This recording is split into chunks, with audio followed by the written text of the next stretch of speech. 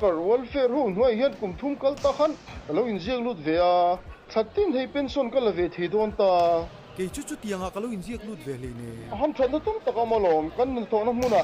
lo che sualin lo boral tai la kan nu pui fanau ten ching noi thum tling an dom thelo chu ti mo member boral vuina sen so tling in om theya tin member kan ni to chuan nan da dang wang dei pon lo boral mai la ching noi khat kan chhum te na dom thei mane awa thadon ve ke ni in sakle akai noi thok te tan chuan vati ve tur ani chu tin kan fa te pani chin lekha zirna ta na tran puina kum tin pek chin kan ni bokalo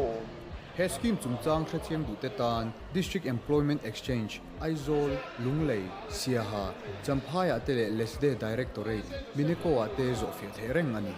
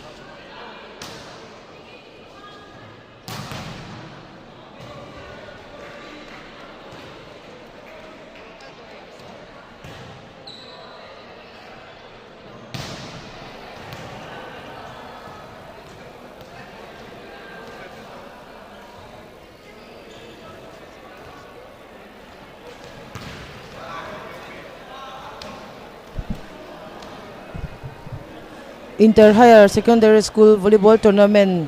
2024.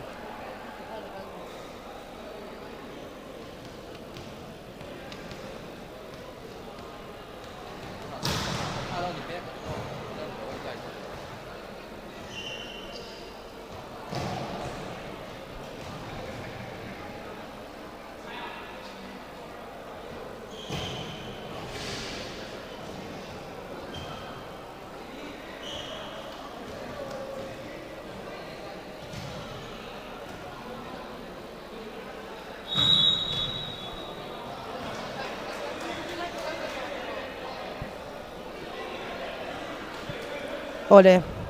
Inter Higher Secondary School Volleyball Tournament 2024 semi-final day chu kan lo thleng le ta a vo in semi-final ni a hianin ama sazoka first semi-final a hian KM Higher Secondary School tele Golden Harvest Higher Secondary School 10 first semi-final lo khel to in chuta chuanin KM Higher Secondary School te hianin 3-1 sets a ne na changin final an lo lut to ani tuna hianin St. Joseph Higher Secondary School tele Khobung Higher Secondary School 10 second semi-final an khel vele don chia ani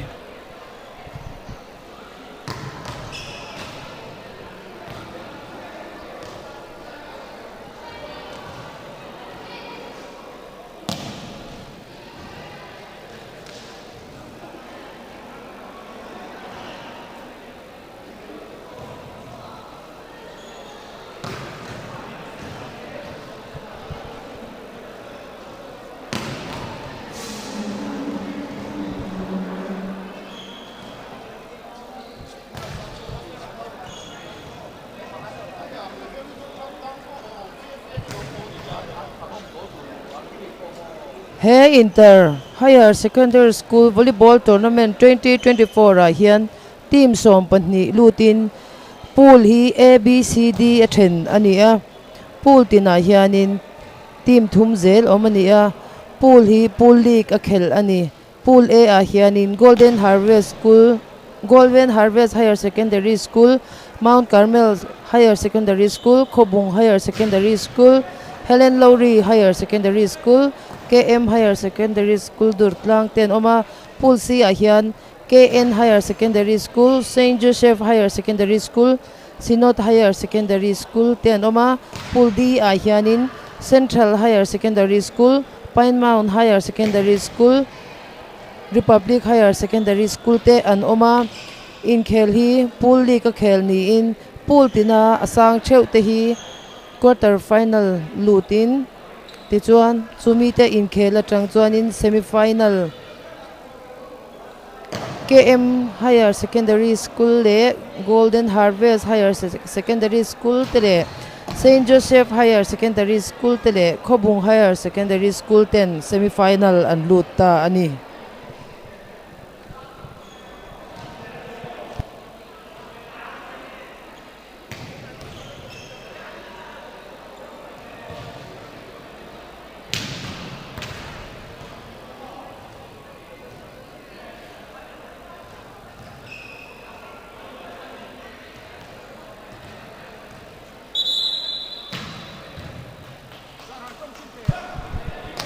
ole match kan tan dona quarter final masa khan Golden Harvest Higher Secondary School le KM Higher Secondary School te intumin KM te 3-1 in henan changa in khel ni na hianin St. Joseph Higher Secondary School le Khobung Higher Secondary School te aron in tum vele dona ni match kan tan trepe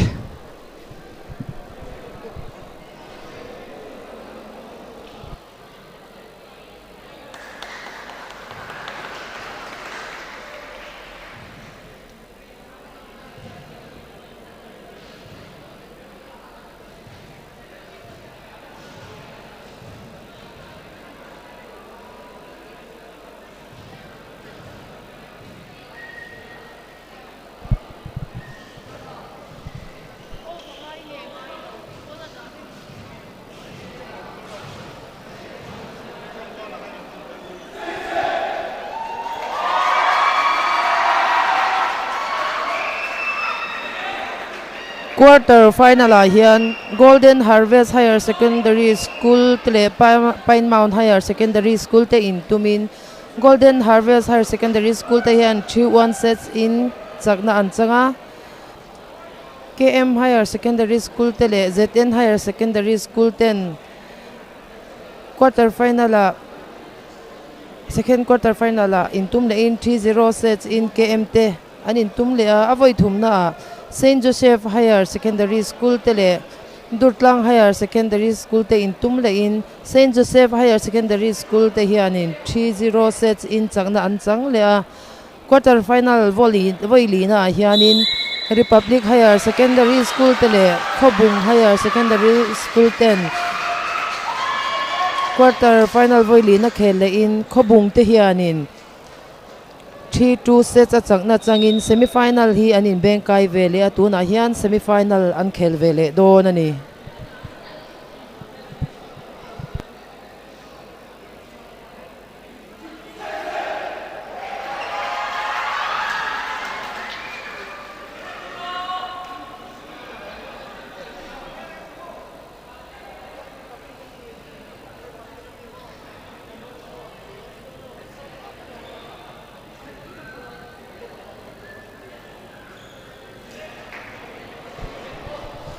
ole match kan tran do ne Khobung lamin service an nei dona tuna kan match conduct tu te hi kan first referee hi lal duo man hamte national referee nia second referee hi lal muan kimi national referee thau ni national referee ta nuaya tuna inter hayar an han khel dona kan nauten pui mep khopang aba han thuak te reng em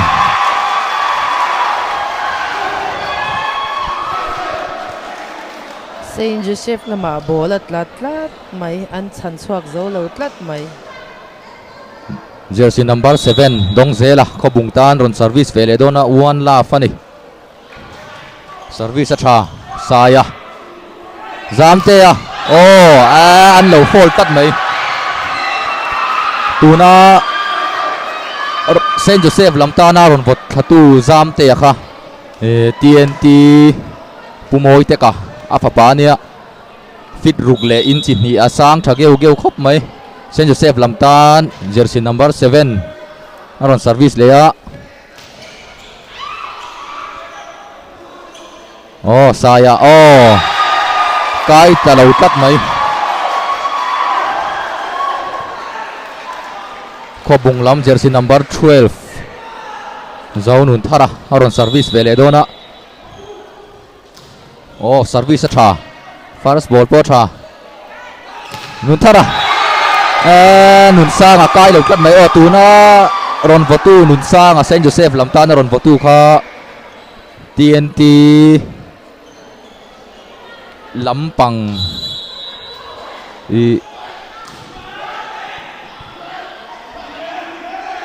zamte abahan votate lulem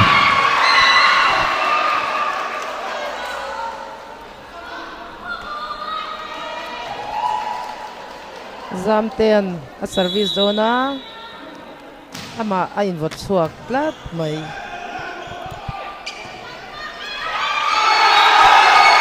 abahan thuak rem em net shula han placing a moi tak main nataka buak thak pop le placing thak keu hi a point mu zat a in ang reng box ya point khat pe kani box ya out plat mai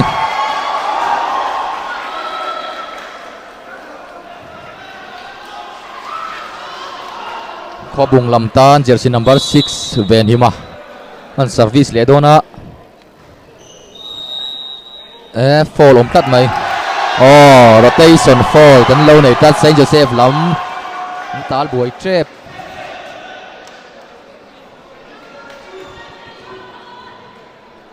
Saint Joseph lamin rotation fall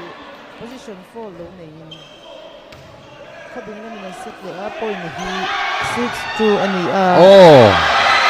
sayan aron vole tadok maya tikhan Saint Joseph lamin point khat mobile lane point 3-6 ani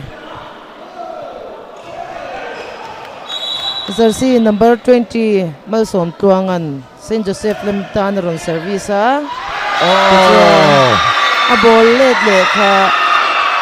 saya bokin alo huplut le thak maya point 4-6 ani veleta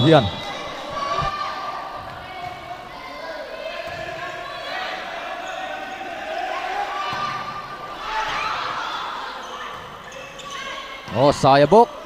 lo la block atha buak po atha chu ti rualin an dang zo ta lo awa han khate lul em jersey number 8 mangai kima khobung lamtan service ve lengal dona moi tak mai na botla service lengal dona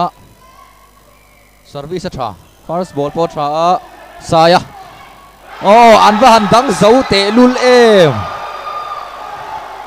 block a tha ni chu ti rualin vuak po tha block po tha mangai kima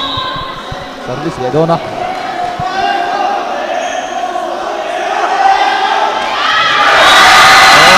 Oh, may tak main sayan. Saint Joseph Town placing ron na in. An point khatin aron siyam belea. Tiso an point hi 5-8. Anita. Jersey number 6. Lal nun sangan Saint Joseph Town aron service eh.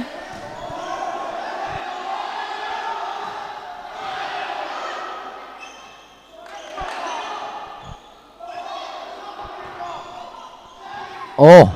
ala dik out chia tlat mai va ui don tak em ko bung lam tan Una khan lan ming lu puya khanin Saint Joseph ta khan ate thale mai out chia kha lo la lavin point aron mu bel ani oh tuna ron service ka nun sanga kha TNT parema fa pa ani Saint Joseph in point ron mu bel le in aron bek zela 7-8 aron nita an phathai ngem le nun sanga ng service le hal dona tuna hian apa le anui na ron ena in khel ai an chang khop mai oh ava han tha em saya oh ava han tha em sai hi tuna hian TNT a hi a in zirme ka TNT lamin an ron cher chuak tha khop mai saya volleyball lampang kan soi to chuan TNT lam te hi kan soi mai thei lowa mi thar thatak tak an ron cher chuak chau mai thina oh avan vothate lul em an lo block out vele tatlat maya khobung lampang tan point ron kal vele in tuna hianin point hi 9-8 ani vele ta ani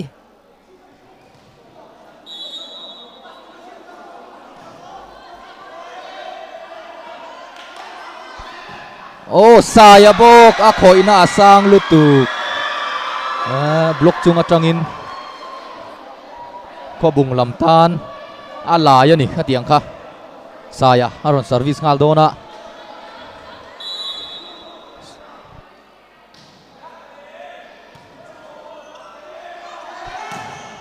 block aban tha em zam te ya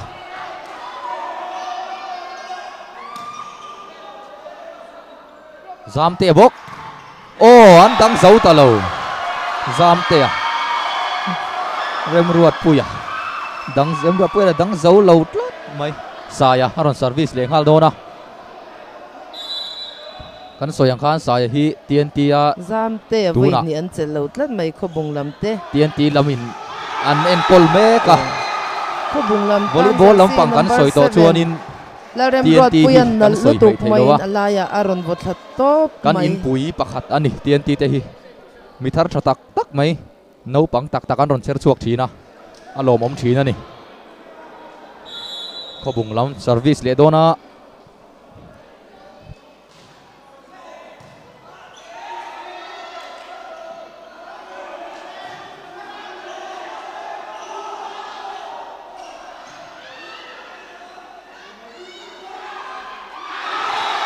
zam te a kai lo tlat mai a ui em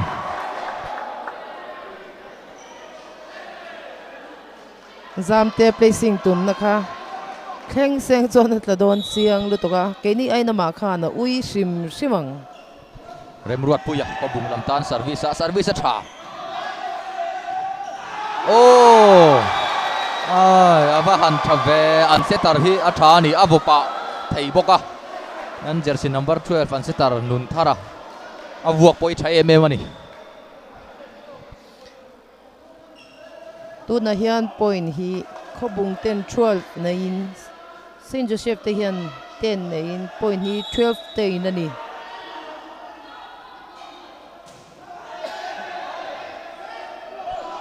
Zamte ya. Oh. Zamte Block chung atang hian in an voto thina. Alai thina ni a har thin. Chan hi. Puyan tuna hian Saint Joseph tan aron service vele anga tuna hian point hi 11-12 ani an phatai don emo ilo enteng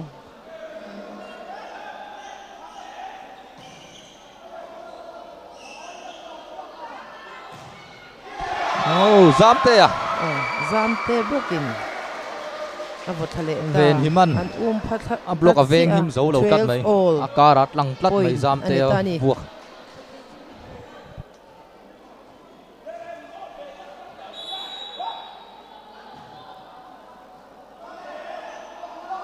Oh, ven hima. Pubaron la e. Enge ka block ka raron kalvel te e yatian aya nainan vothani kha. Avahan vot thate lul em. Khobung lam jersey number 17 dong zela aron service vel eng haldona.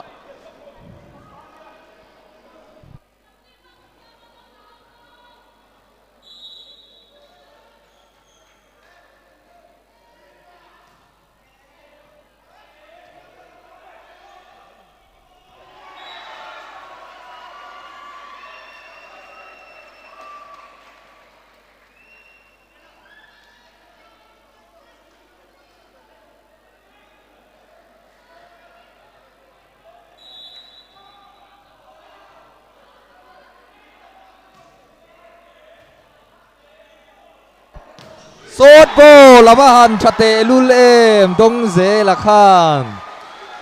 athun moi lutuk lal ven hima sốt bô la vot box si athun tu dong ze la abon box si abahan moi te lul em khobung lam tan jersey number 12 nun thara haron service le dona tuna kan point in mun hi 14-13 ani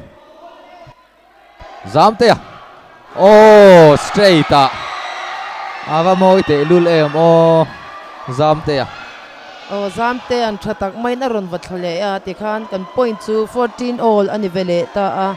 ama le ama in vochua kin Zamte bokin aron service vele ta ani Oh, avahan pui thin em ven hima. khobung lamin in phak ti ran tumbik lo point khatin an kalsan vele ta 15-14 point ani le ta Khobung lam hi Sarawa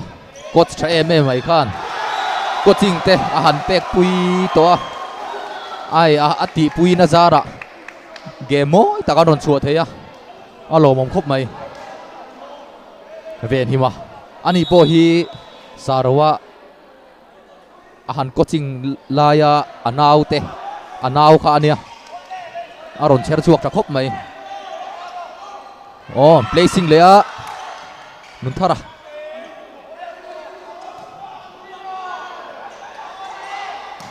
Oh, andang zau talo mangai kima saya block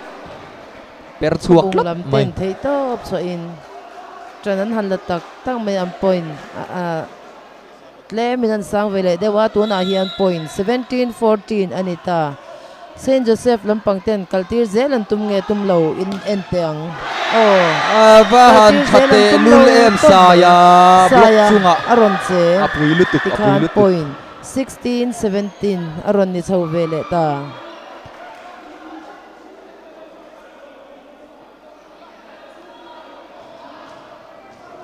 Saint Joseph lampang tan jersey number 20 Malson pluangan aron service vele don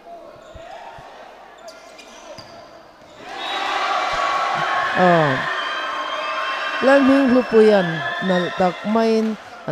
khobung lam first ball lak swal alo chum thatop mai point mo bak tak ron ho chuakin 16-17 point anita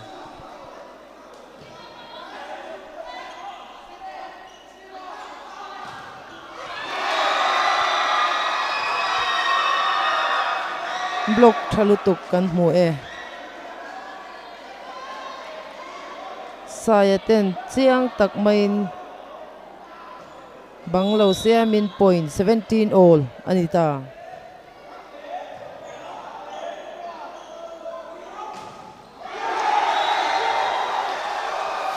Avahan thate lul em Lokau kan tiang kha tuna khan kan mu a an jersey number 7 an lokau captain ni deuh bok lakin khobung dong lam zela pangin ron thunin moi chuta tak mai na ron chuan mut point a. lo up play in 18 17 point ani chole ta.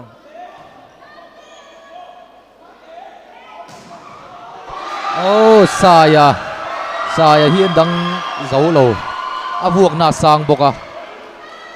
block a harani fit ruk chung lampang ichu check an harani volleyball ai chuan an zuang sang tel box sia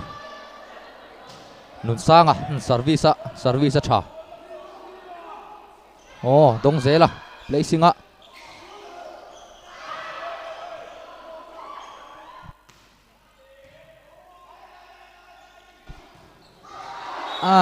outlet mai rem ruat puya nun sanga service le dona Saint Joseph lamtan service a tha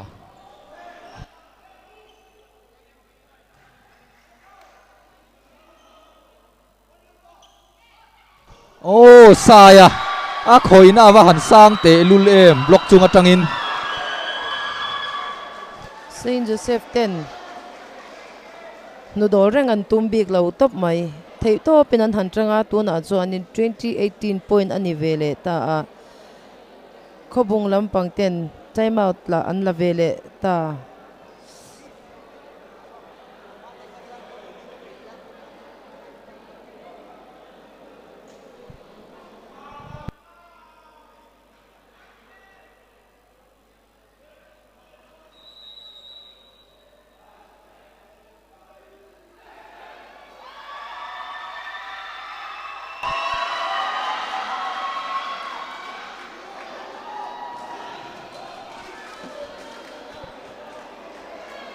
Tuna Saint Joseph tan la lun sangan aron service le dona engtin nge khobung lampang hian an chan le don in lo enteng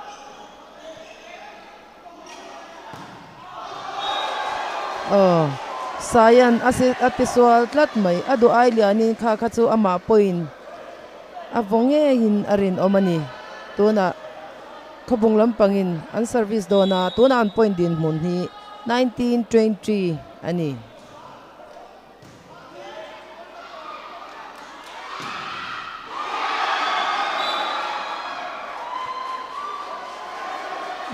Saya bokin thei to main an ron vole ngeng maya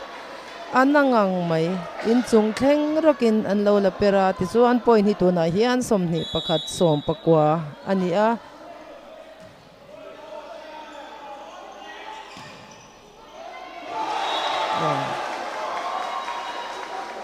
khobung lampangin an ron vovele tu thunga natakin velo ma se alo khoi per awangin a thian ten chan man si loin bolat la vele a ti chuan point hi 20-21 ani ve ta a 20-21 hi game point ala ni si lo atunge set la zok don ala hriat nia alo mai le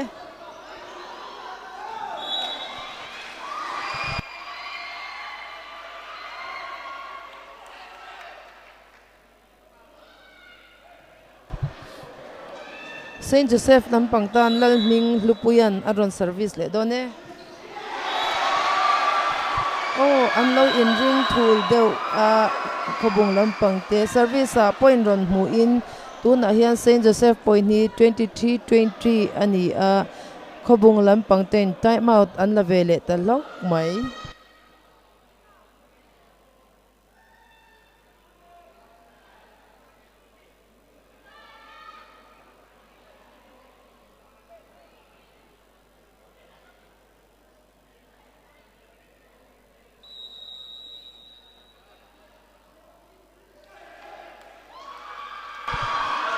tuna in khel kan en lai mek hi set khat na ani e best of 5 sets a khel tur ani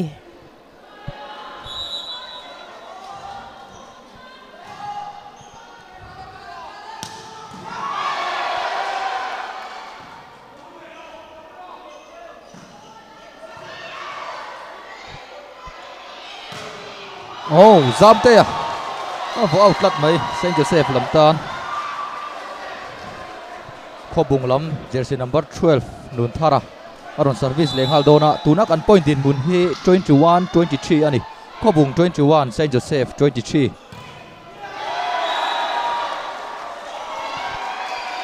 Oh, 24-21. Saint Joseph lampang ten set point an nei tatlat mai engtin nge khobung lampang ten an lo tui don game tir mai an lo tum nge an tum lo in enteng ole Outlet mai. 25-21 in Oh, Saint block. Joseph Higher Secondary Oh, School secondary free. Miss MK in in block alo mutlat mai. set khatlak hi chakna ala ni lawa wangin best of 5 22-24.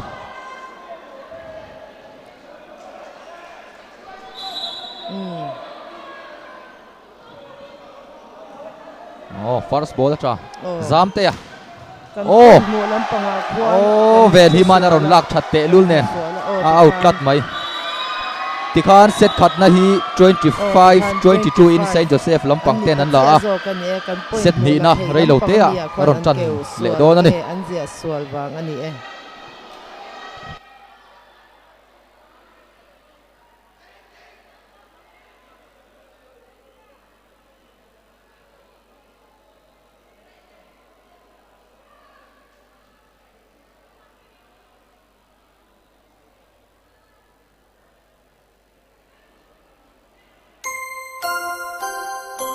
Engwangin nge LG OLED TV ikhan Consumer Report USA chuan LG hi most reliable rintlak ber the gold standard of reliability a apuangani LG hi India rama le Mizoram ngei po number 1 brand ni mekani LG OLED TV te hian OLED Evo panel 4K brightness booster max self-lit pixels alpha AI processor 4K Gen 6 and manawangin processing speed achak hle ni Dolby Vision Atmos virtual surround 9.1.2 Nvidia G-Sync AMD G-Sync VRR WebOS 22 and manawangin graphics le sound na du thu samin an thani browsing experience po all sambi kleni ikhatin budget ti boilo turin no cost easy monthly installment in kan pe thei renge free gift thatak om boke irun chung moi le no LG nen ngei o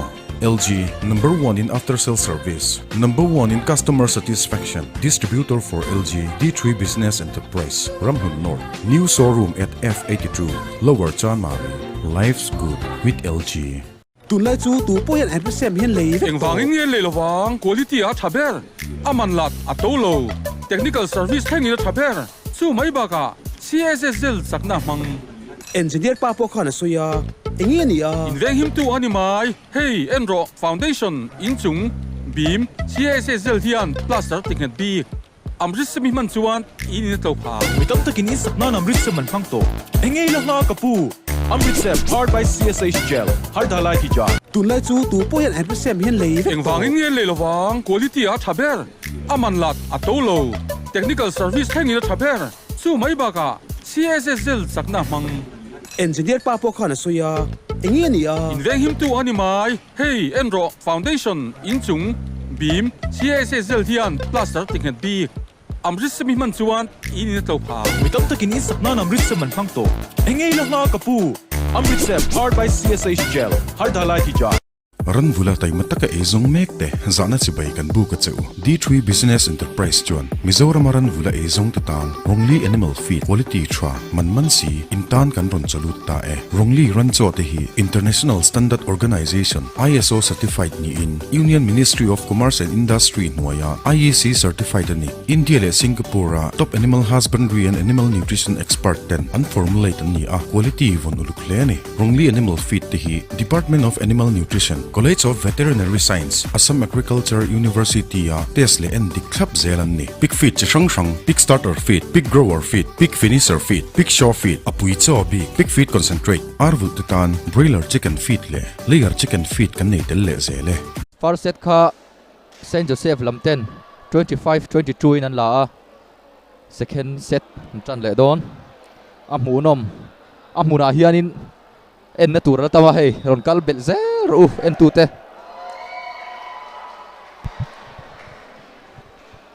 oh kome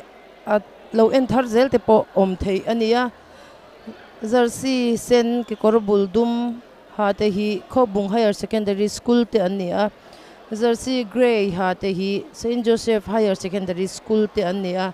tun a hian St Joseph Higher Secondary School te hian set khat la to in ma an la hruai me kani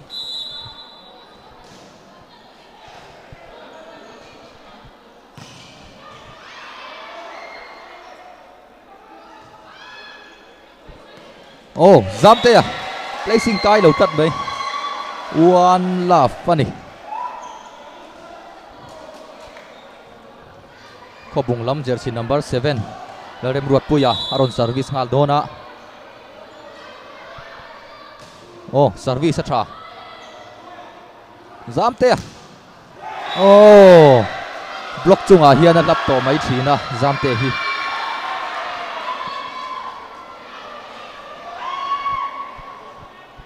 Saint Joseph Lamtan jersey number 7 Benedictin aron service le dona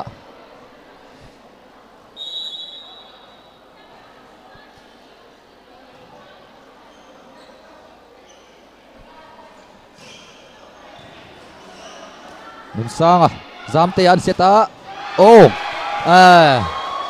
an block thatak mai dong zela a block ava han phui te lul em dong zelan han service le ngal dona Khobung lampang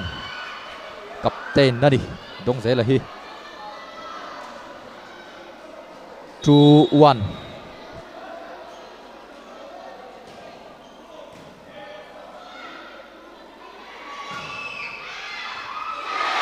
oh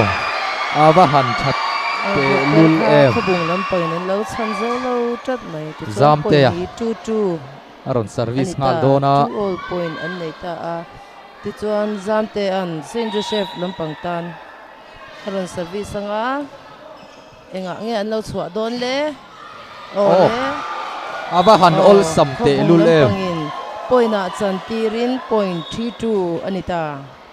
all sam takin al limpuyan aron lal mun mo ya zok aron votla jersey number 9 aron service ngal don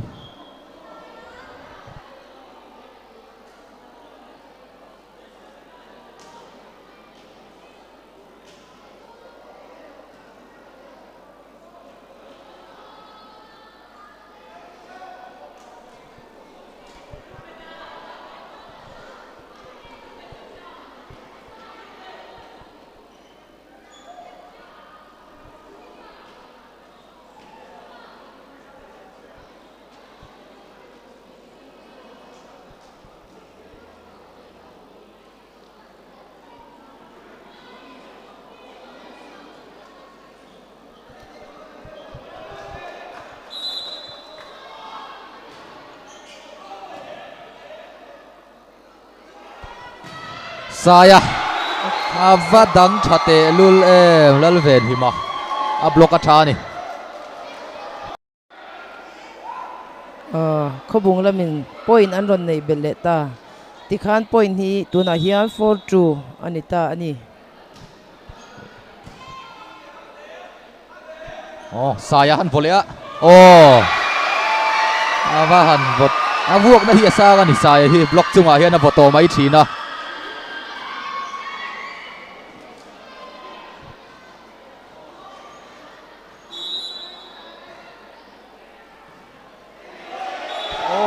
jersey number 20 som kluanga kai lo tlat mai ven hima Khobung lamtan ron service le dona tuna kan point in hun hi 5-3 ani Khobung 5 Saint Joseph lam 3 oh saya bok avan cha em saya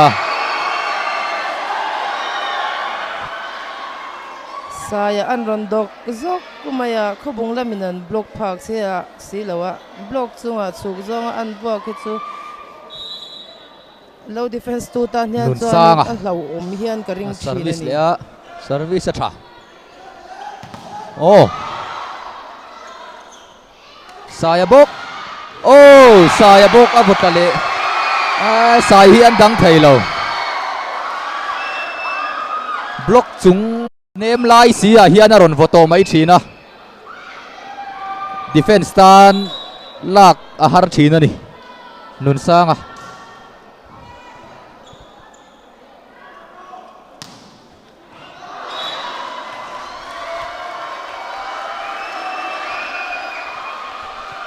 out lau maya katikan St. Joseph te point a local zela point hi 6-5 ani.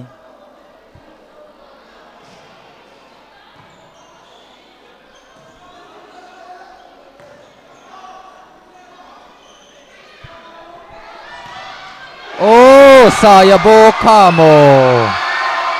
Saya hi aku tak muya ni. Vot liam thla zung zung maya. Point Time out. local zela Ko bung la min ang ko la. 7-5 ani Oh, first set ka St. Joseph lamin 25-22 in an la second set hian 7-5 in St. Joseph lamin man troi le me gani.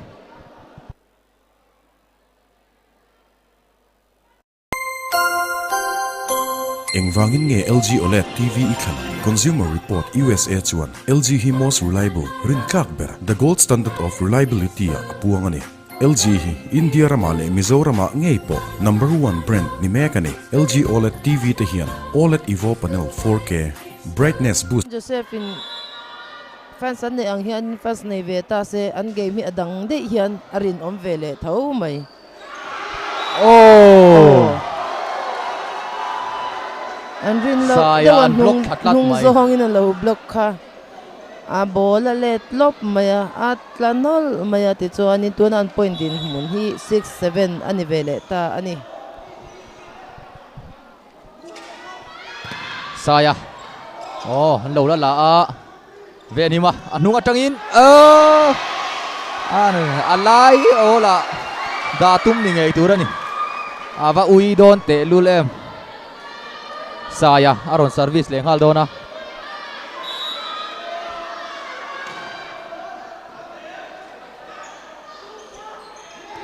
zamte avan pharsam te lulem oh zamte bok oh dom zela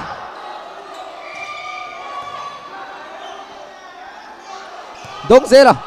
oh out lat mai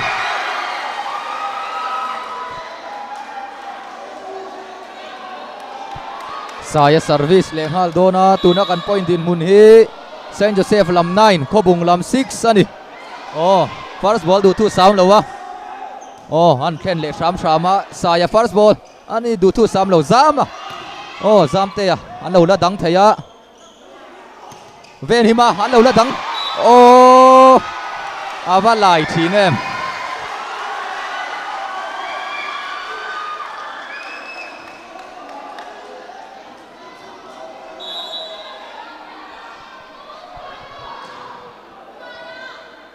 Khobung lampang te an che swal lak lo hri tlat maya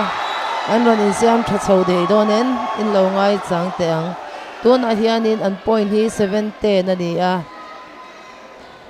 an ron pha chho thei donem an point hi an ron pot jim thei donem in ngai en chin te ang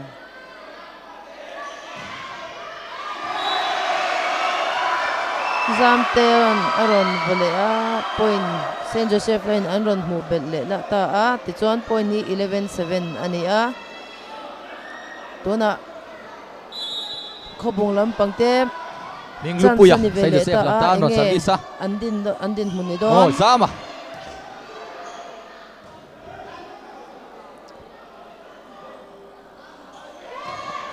oh vo out tat mai som tluang ava ui don te lul em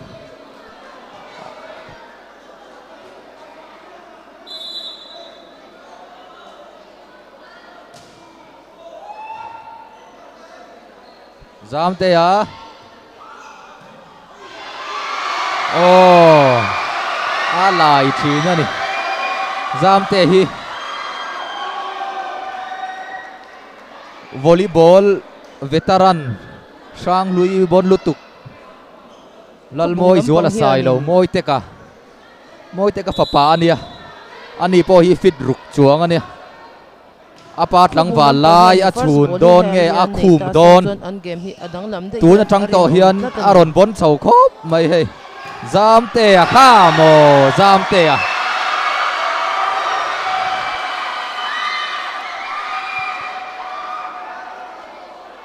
Saint Joseph in point aron mu bele ta a point hi tuna hian 13-8 ani.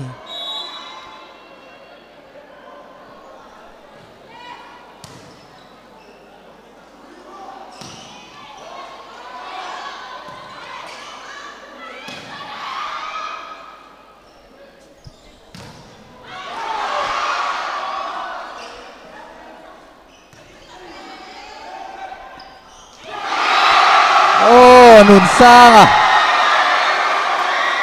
à và zuang sang về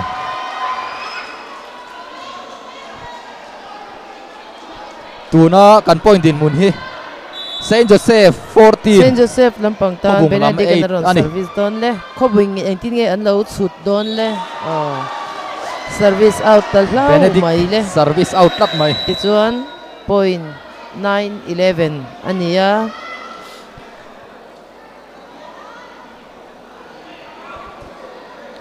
kan trong hi kan lo trong rual nok nok amo kan trong alo in ko kal nok po ni theya fen san tam sia kan trong hi siat har deu te po alo ni mai thei ke mani pani trong po hi kan in sa dung dun mang bar law ni ti khamin lo sia sak ula alo mom ngotang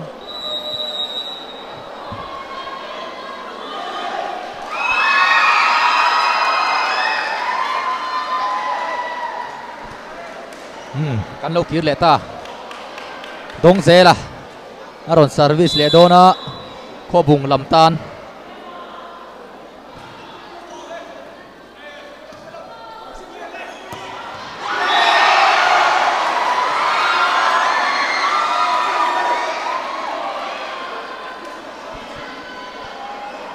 tuna kan point din mun hi 15-9 na nia Saint Joseph lamtan zamte a aron service le dona Saint Joseph 15 khobung 9 nani first set kha Saint Joseph lamin an la a 25-22 in anin he to kani han game po amunom tuna khan jersey number 7 jersey number 9 mun moya aron service le dona khobung lamtan 10-50 nani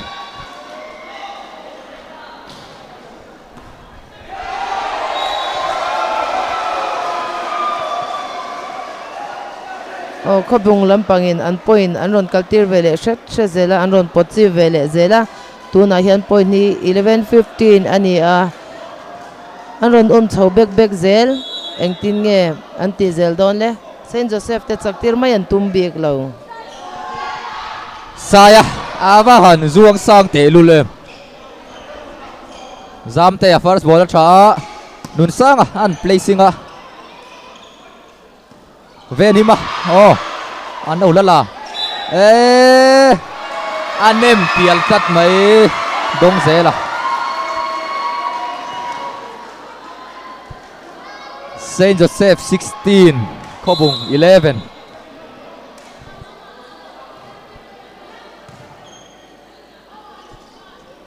venima an placing a saya avokai lâu cắt mấy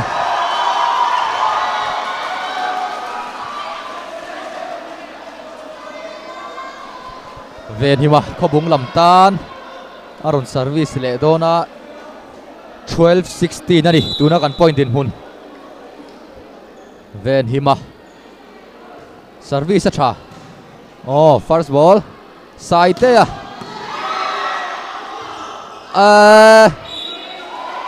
ava han botha thei te lul em